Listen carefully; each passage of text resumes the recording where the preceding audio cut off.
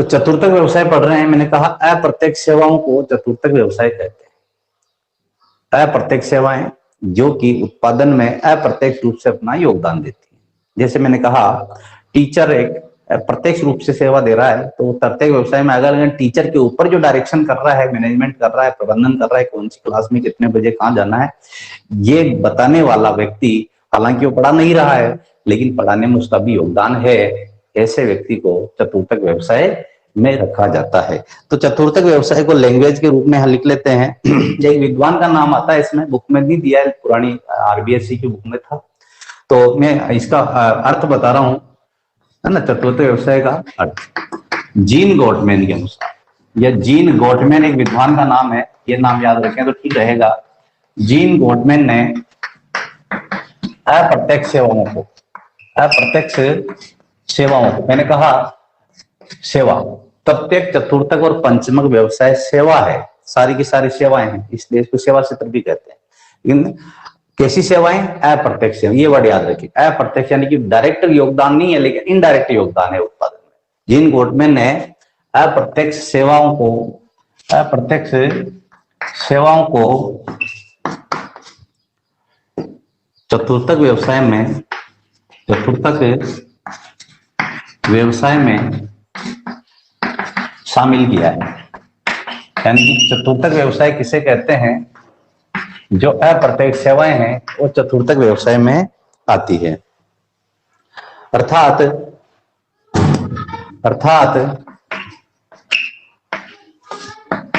उत्पादन में अप्रत्यक्ष रूप से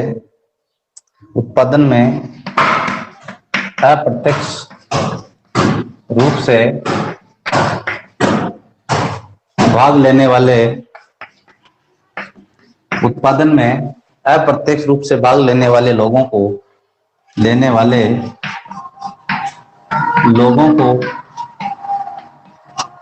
अप्रत्यक्ष रूप से भाग लेने वाले लोगों को चतुर्थक क्रियाकलाप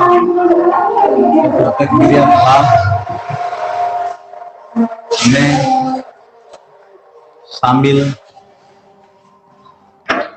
किया जाता है। यह है इसका पूरा अर्थ। फिर कह रहा हूं, समझें। जीन गॉटमैन ने अप्रत्यक्ष सेवाओं को चतुर्थक व्यवसाय में शामिल किया है, अर्थात उत्पादन में अप्रत्यक्ष रूप से भाग लेने वाले लोगों को चतुर्थक व्यवसाय में शामिल किया जाता है। यानी कि डायरेक्ट योगदान नहीं है उत्पादन में, इनडायरेक्ट योगदान, इतना सा याद रखना है। और एक दो इसके उदाहरण जरूर याद रखना है, उदाहरण, ठीक है ना। इसके उदाहरण जो है, इसमें रंगमंच कर्मी कौन होते हैं? जो फिल्मों में काम करने वाले, सीरियल में काम करने वाले, धारावाहिकों में काम करने वाले हीरो हीरोइन वगैरह, ये होते हैं रंगमंच कर्मी, चतुर्थक में आते हैं, ठीक है। इसके अलावा संस्थान का मैनेजर,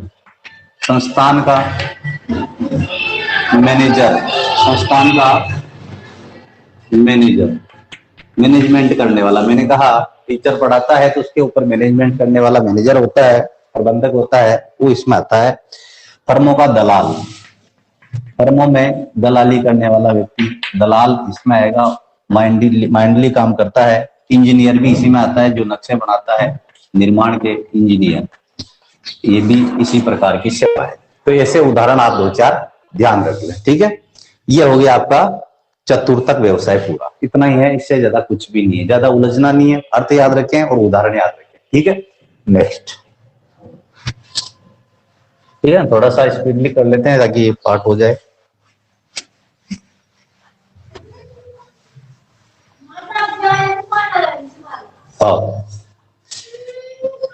अगला है अपना पंचमक व्यवसाय।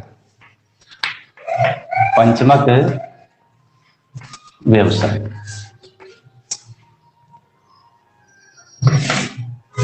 व्यवसाय व्यवसायों की पांचवी कैटेगरी, अंतिम श्रेणी है। प्रत्येक, चतुर्थक, पंचमक, क्योंकि प्रत्येक से अलग किया हुआ है, तो मैंने बताया अभी आपको, जो वे सेवाएं जो अति उच्च श्रेणी की सेवाएं होती है, उच्चतम स्तर की सेवाएं होती है, प्रत्येक, चतुर्थक और पंचमक, सेवा को बांट दिया। जैसे नीति निर्माता, वैज्ञानिक सलाहकार, या इस तरह के उच्च प्रबंधन वाले हाई कैटेगरी के लोग होते हैं जिनका वेतन भी हाईएस्ट होता है, सरकार या मंत्री या नीतियां बनाने वाले, ऐसे लोग इसमें आते हैं। ठीक है, तो लैंग्वेज के रूप में इसमें लिखें उच्चतम स्तर, उच्चतम स्तर की, उच्चतम स्तर के निर्णय लेने वाले, निर्णय लेने वाले तथा नीतियों का निर्माण करने वाले। मैंने क्या कहा, लैंग्वेज को समझे, उच्चतम स्तर के निर्णय लेने वाले, केवल निर्णय लेते हैं, बाकी लोगों को बताते हैं कि इस तरह के काम करने, इसको करने से ऐसा फायदा होगा, इसको करने से ऐसा नुकसान होगा, केवल बुद्धिमत्ता के कार्य। हाई प्रोफाइल के लोग होते हैं, उच्च बुद्धिमत्ता वाले लोग होते हैं। उच्चतम स्तर के निर्णय लेने वाले तथा नीतियों का निर्माण करने वाले, किसी कंपनी का नीति निर्माता हो सकता है, कंपनी को किस प्रारूप में काम करना है, देश के लिए संविधान बनाना, देश के लिए कानून बनाना, वो भी इसी में आते हैं। उच्चतम स्तर के निर्णय लेने वाले तथा नीतियों का निर्माण करने वाले कार्मिकों को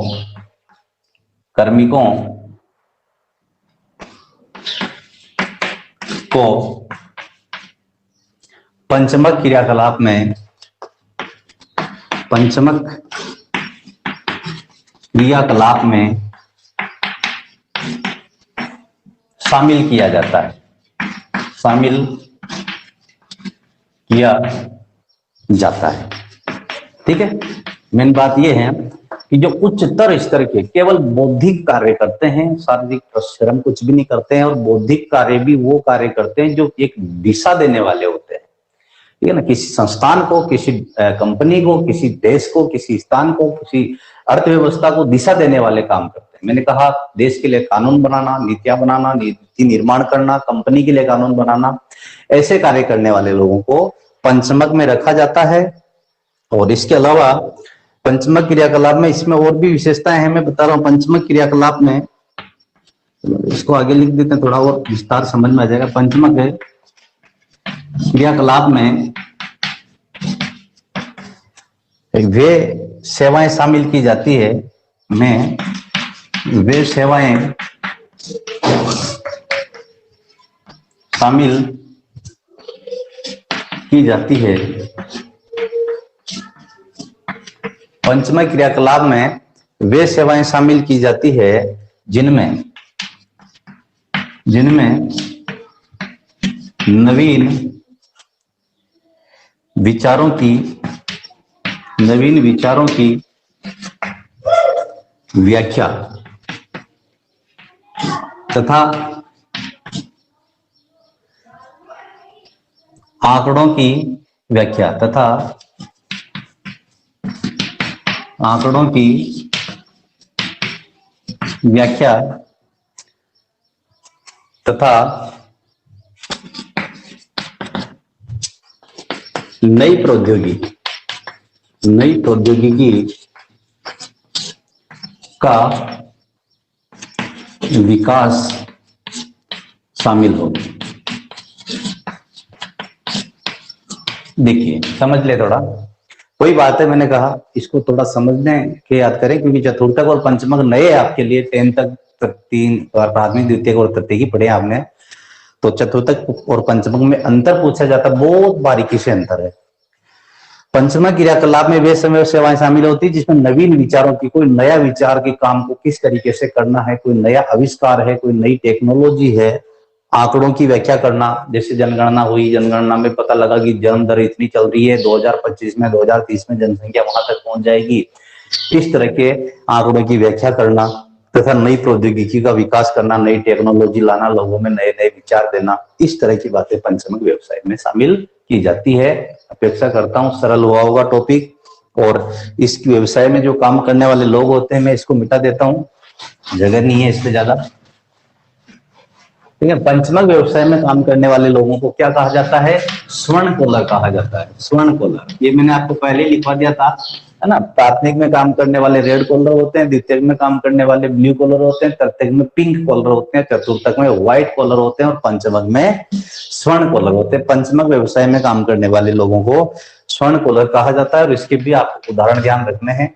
उदाहरण इसके मैं 2-4 उदाहरण लिखवा देता हूं आपको, जरूर हर एक व्यवसाय के आपको उदाहरण ध्यान रखने हैं। और इसमें उदाहरण जैसे पहला है व्यावसायिक कार्यकारी अधिकारी। कार्यकारी अधिकारी, कार्यकारी अधिकारी क्या होता है समझ लें थोड़ा। सीईओ कहते हैं इसको अंग्रेजी में, CEO, chief executive officer. Company CEO होते हैं जो केवल दिशा निर्देश का काम करते हैं, जो केवल ये बताते हैं कि काम को किस तरह से करें कि बेहतर हो। ठीक है, सीईओ ऑफिस हर एक कंपनी का सीईओ होता है। इसके अलावा सरकारी अधिकारी, सरकारी जितने भी अधिकारी होते हैं उच्च स्तर के, वो इसमें आते हैं। सरकारी अधिकारी जो नीतियां बनाते हैं, नीतियों को लागू करते हैं। और इसके अलावा वैज्ञानिक अनुसंधान, वैज्ञानिक अनुसंधान, वैज्ञानिक अनुसंधान। और इसके बाद विधि परामर्शदाता, विधि परामर्शदाता। विधि परामर्शदाता का मतलब होता है कानूनी राय देने वाला, रायचंद। जितने भी रायचंद है वो पंचमक में आएंगे, जितने भी रायचंद है वो सब पंचमक में आते हैं। और ये सब के सब इसमें शामिल किए जाते हैं। काफी सारे उदाहरण मैंने बता दिए हैं। पंचमक व्यवसाय का टॉपिक भी इतना ही है आपके, ज्यादा कुछ भी नहीं है। समझ में आ गया होगा, ये नोट कर लेना और ये उदाहरण जरूर आप ध्यान रखना।